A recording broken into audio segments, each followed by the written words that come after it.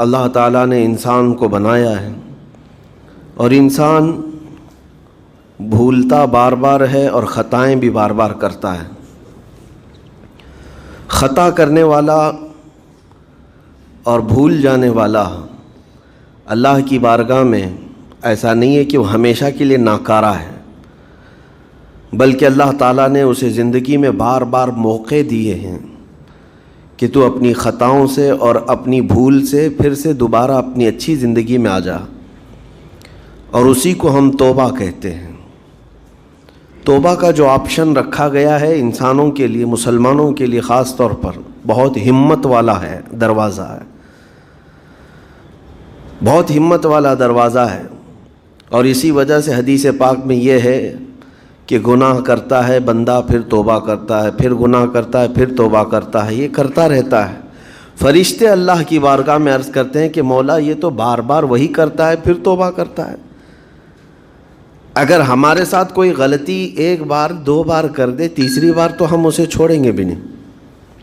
انسانوں کی طبیعت تو یہی ہے، لیکن بندہ جب بار بار ایک خطا کرتا ہے اور پھر توبہ کرتا ہے، پھر خطا پھر توبہ، تو فرشتے جب اللہ کی بارگاہ میں یہ عرض کرتے ہیں کہ مولا یہ ہر بار یہی کرتا ہے، تو جانتے ہیں پروردگار عالم کیا فرماتا ہے؟ ارشاد فرماتا ہے، اے میرے فرشتوں، میرا بندہ مجھے رحمان سمجھتا ہے، اس لیے بار بار توبہ کرتا ہے، مجھے وہ ارحم الراحمین سمجھتا ہے، ورنہ کون بار بار اللہ تبارک و تعالیٰ کی بارگاہ میں دروازہ کھٹکھٹاتا؟ تو رب تبارک و تعالیٰ ارحم الراحمین ہے، یہ تصور ہر مسلمان کے ذہن میں ہے، اس کی وجہ سے وہ کبھی مایوس نہیں ہوتا۔ اور شیطان کا سب سے بڑا حربہ کیا ہے جانتے ہیں آپ؟ سب سے بڑا بہکانے کا اور گمراہ کرنے کا اور ہمیشہ گناہوں میں ملوث رکھنے کا سب سے بڑا آلہ، کہ بندے کو سب سے پہلے نا امید کرتا ہے، اب تیرا کیا ہوگا، تو بہت برباد ہو چکا ہے۔ یہ جو خیال شیطان ڈالتا ہے دل میں، اس کے بعد پھر وہ بندہ جری ہو جاتا ہے، اب میرے توبہ سے بھی کچھ ہونے والا نہیں ہے، جو جس طرح زندگی چل رہی چلنے دو، ارے 50 سال ہو گئے اب تک میں یہی کرتا رہا، اب کیا سدھروں۔ یہ جو خیالات ہے یہ شیطان ڈالتا ہے تاکہ اس کی کفر پر موت ہو جائے، تاکہ وہ ہمیشہ گناہوں کی موت مرے۔ نا امیدی جو ڈالتا ہے شیطان، اب میرے ساتھ کچھ ہونا نہیں ہے۔ نہیں میرے عزیزو، رحمت عالم صلی اللہ تعالیٰ علیہ وسلم کی بارگاہ میں کیسے کیسے لوگ آئے اور ارحم الراحمین نے ان کی توبہ قبول کی۔ آپ کو ایک بات میں بتاؤں، سیدنا عمر ابن خطاب رضی اللہ تعالیٰ عنہ کا دور ہے۔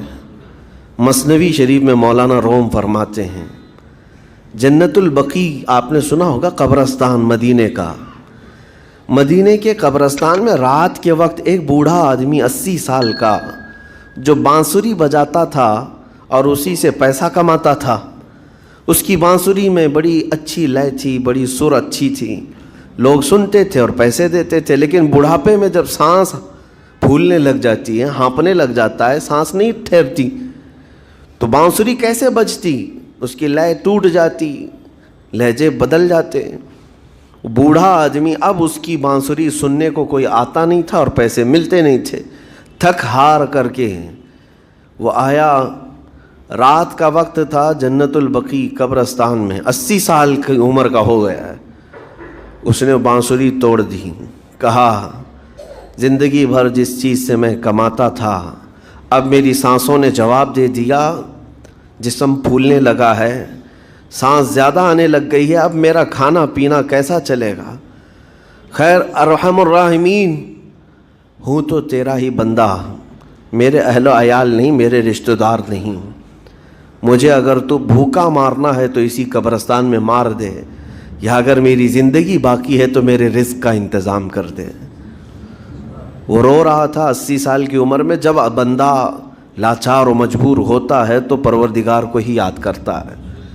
جانتے ہیں عمر ابن خطاب رضی اللہ تعالیٰ عنہ امیر المومنین مسجد نبوی میں تھے اور ان کی آنکھ لگی تھی، خواب میں رسول پاک صلی اللہ تعالیٰ علیہ وسلم تشریف لائے، کہا عمر اللہ کا حکم ہے جنت البقیع میں جاؤ، ایک بھوکا آدمی کھڑا ہے، اپنے گھر سے کھانا لے جاؤ اور اس کی ضرورت کا انتظام کرو۔ نیند کھلی تو آپ نے دیکھا اللہ کے حبیب صلی اللہ علیہ وسلم کی طرف سے حکم آیا اور رب ذوالجلال کا حکم ہے. گھر سے عمدہ کھانا لیا تو شادان لے کر کے کچھ مال و متاع بھی لے کر قبرستان میں گئے. ڈھونڈا کون ہے یہاں پر, تو دیکھا کہ ایک ہانپتا کانپتا ہوا 80 سال کا بوڑھا روتا ہوا نظر آیا. امیر المومنین اپنے ہاتھ میں توشادان لے کر اس کے قریب گئے. کہا تو بھوکا ہے؟ کہا ہاں بھوکا ہوں. بیٹھ چل میں تجھے کھلاتا ہوں. دسترخوان بچھا کر اسے اپنے ہاتھوں سے کھلایا اور اسے اپنی ضرورت کے مطابق جو ضروریات تھیں اس کی ضرورت کے مطابق وہ ساری چیزیں دی. وہ بوڑھا پوچھتا ہے آپ کون ہیں؟ حضرت عمر فاروق نے کہا میں عمر ابن خطاب ہوں. وہ ڈر گیا. حضرت عمر سے کون نہیں ڈرتا تھا کہ کہیں یہ کھلا پلا کر کے مجھے کوڑے نہ ماریں کہ زندگی بھر بانسری بجانے والا آج پکڑا گیا ہے, ہاں آج مجھے یہ سزا نہ دے دے. وہ کانپنے لگا. کہا کہ آپ یہاں کیسے؟ حضرت امیر المومنین کہتے ہیں میں خود نہیں آیا, مجھے اللہ کے رسول نے بھیجا اور رب تبارک و تعالیٰ کا حکم آیا تھا کہ تو بھوکا ہے اور تو نے رزق مانگا ہے اور مجھے تیرے رزق دے کر کے بھیجا گیا ہے. وہ چیخ مار کر کے گر پڑا زمین پر اور رونے لگا اپنے ہاتھ پھیلا کر. کہا سچ فرمایا مولا تو ارحم الراحمین ہے. 80 سال تجھ سے دور بھاگتا رہا, ایک بار کیا تجھے میں نے پکارا, تو نے وقت کے امیر المومنین کو کھانا دے کر بھیج دیا. اللہ رب العزت کی بارگاہ میں نا امیدی اور مایوسی جو شیطان لاتا ہے اس سے بندے بھٹک جاتے ہیں, بہک جاتے ہیں, انہیں توبہ کی توفیق بھی نہیں ملتی. اسی لیے میرا مولا فرماتا انا عند ظن عبدی بی. رب تعالیٰ فرماتا میرا بندہ میرے بارے میں جیسا گمان کرتا ہے میں اس کے ساتھ ویسا سلوک کرتا ہوں. تم کیا گمان کرتے ہو؟ وہ سخت پکڑ کرے گا, ابھی مار ڈالے گا. وہ غفار ہے, قہار ہے, جبار ہے, لیکن ساتھ میں وہ ستار بھی ہے, وہ رحمان بھی ہے, رحیم بھی ہے. اگر رب تبارک و تعالیٰ ہر چیز پر پکڑ کرتا تو ہمارا تو جینا ہی نہیں تھا. یہاں پر اتنے گناہ ہو چکے. اور وہ رب تعالیٰ فرماتا وسعت رحمتی کل شیء, میری رحمت نے ہر چیز کو گھیر رکھا ہے. اللہ رب العزت بندوں کو معاف کرنے کا اظہار زیادہ فرماتا ہے. اور جانتے ہیں آپ گناہ جب عام ہوتے ہیں, میں آپ کو اپنے گھر کی بات بتا دوں. میرے گھر میں آپ 4 دن کے مہمان بن کر کے آئے ہیں. کبھی میری کھڑکی توڑ رہے ہیں, کبھی دروازہ توڑ رہے ہیں, کبھی ہمارے گھر کے برتن پٹک رہے ہیں, کبھی فرشی اکھاڑ رہے ہیں. کب تک برداشت کروں گا؟ آپ کو نکال کر باہر کر دیں گے. مہمان نہیں, یہ بلا ہو گئی ہے, گھر سارا اجاڑ رہا ہے. ایک چیز پر چھوڑ دیا جائے, 2 چیز پر چھوڑ دیا جائے, یہ انسانوں کی فطرت ہے, انسانوں کی فطرت. لیکن رب کائنات اپنی کائنات میں ہم بندوں کو اتارا ہے, ہم نے کیا نہیں بگاڑا اس اپنے گناہوں سے اس کی زمین کو لال کر دیا. ہاں اس کی نافرمانی سے ہم نے اس کائنات کے رنگ کو بدل دیا. کھلے عام گناہ, ننگا پن, بے حیائی, عیاشی, سب کچھ ہوتا رہا. اس کی کائنات ہے, اس کی زمین ہے, اس کی سلطنت ہے. اور ان گناہوں کی وجہ سے جانتے ہیں آپ سمندر اللہ کی بارگاہ میں عرض کرتا ہے کہ مولا تو مجھے اجازت دے دے, میں ایسی طغیانی لاؤں گا کہ یہ سب ہلاک ہو جائیں گے.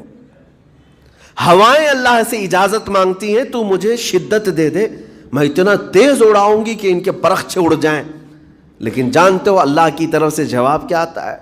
سمندر کو بھی رب تعالیٰ فرماتا ہے, ہواؤں کو بھی کہتا ہے رب تعالیٰ رک جاؤ, میں میرے بندوں کے انتظار میں ہوں, میرے بندوں کی توبہ کے انتظار میں ہوں کہ میرے بندے میرے پاس لوٹ آئیں گے.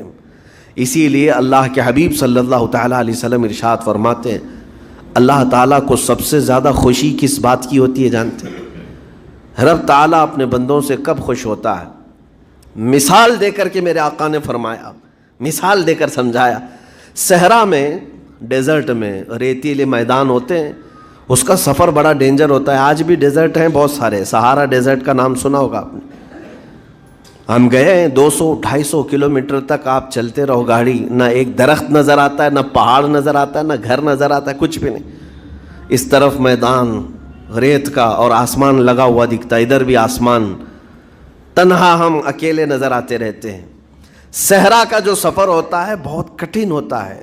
نبی پاک صلی اللہ تعالیٰ علیہ وسلم مثال دیتے ہوئے ارشاد فرماتے ہیں, ایک بندہ اپنی اونٹنی لے کر, اس پہ ساز و سامان لے کر کھانے پینے کا صحرا کے سفر پر تھا, اور صحرا میں کھانا پانی بہت مقدار میں لی جاتی ہے کیونکہ کچھ ملتا نہیں, اور جلد سے جلد وہاں سے سفر گزار کر کے آنا. ایک بار اگر راستہ بھٹک گیا موت ہو جاتی, وہاں پہ راستہ ملے گا نہیں. جس طرف بھی جاؤ تو لگے گا سیدھا ہی چل رہا ہوں, ڈائریکشن ہی نہیں پتہ ہوتے صحرا میں. حضور پاک صلی اللہ علیہ وسلم فرماتے ہیں ایک بندہ صحرا کے سفر میں اپنی اونٹنی کے ساتھ ساز و سامان لے کر سفر پر تھا. بیچ راستے میں اسے نیند آئی, سویا, سو کر کے اٹھا تو دیکھا اس کی اونٹنی ساز و سامان کے ساتھ غائب ہے. صحرا میں, بیچ صحرا میں. اب جو سواری تھی وہ غائب ہے, کھانا پانی تھا وہ غائب ہے, کچھ نہیں ہے ساتھ میں. گھبرا گیا, پریشان ہوا, اپنی اونٹنی کو ڈھونڈتا ڈھونڈتا تھک گیا. کبھی ادھر کبھی ادھر, کبھی ادھر کبھی ادھر, ہر جگہ کہیں کوئی نشان نظر نہ آئے. اور جب سواری نہیں ہے تو اب کئی 100 کلومیٹر کا بغیر کھانے پینے کے کیسے سفر کرتا. تھک ہار کر کے دوسرا دن ہو کہ تیسرا دن ہو, ایک جگہ وہ بندہ سو گیا. پھر سے سو گیا, اب راستہ بھی نہیں ملتا. سویا تو نیند سے اٹھا جب تو دیکھا اس کی اونٹنی بھی موجود ہے, اس کا ساز و سامان بھی ہے.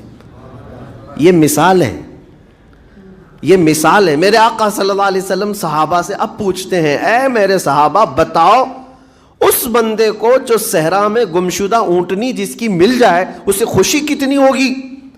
صحابہ کہتے ہیں یا رسول اللہ اس کی تو جان میں جان آ گئی ہوگی, کیونکہ وہ جانتے تھے صحرا کا سفر کیا ہوتا ہے.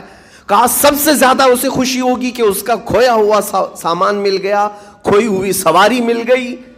میرے آقا صلی اللہ علیہ وسلم فرماتے ہیں گم شدہ اونٹنی کے ملنے پر جیسے اس مسافر کو خوشی ہوئی, اس سے کئی زیادہ بڑھ کر کے رب تعالیٰ کو اس وقت خوشی ہوتی ہے جب ایک گنہگار بندہ واپس توبہ کر کے اس کی بارگاہ میں آتا ہے. رب تعالیٰ کی بارگاہ میں جب بندہ پلٹ کر کے آتا ہے, رب تعالیٰ فرشتوں پر اس بندے کو دکھا کر رشک کرتا ہے. ارشاد فرماتا ہے میرا بندہ میرے پاس آ گیا, میرا بندہ میرے پاس آ گیا.